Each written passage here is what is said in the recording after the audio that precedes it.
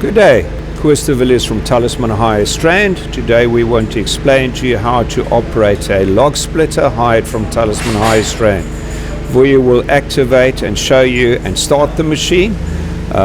He will put the on-off button on to activate the machine, put the fuel line open the choke, grey lever to the left, pull the recoil starter to TDC, top dead center. Before he starts it, check the recoil starter rope, start the machine, and once started, he will then close the choke so the black fuel lever and the choke lever in the same position. By using this log splitter, you need to activate the plunger. He will retract the plunger to insert a log, typically testing, and then that's the open position, the closed position to actually split your log by the plunger. He will also show you that this log splitter can be used in a vertical position when you've got excessively large logs, too heavy to pick up, in a horizontal position.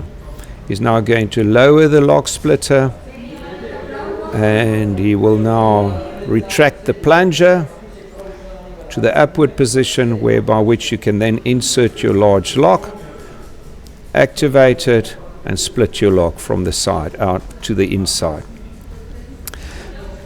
So Vuyo will now actually return the log splitter in its transporting position, the horizontal position, machine to be loaded. Thank you so much.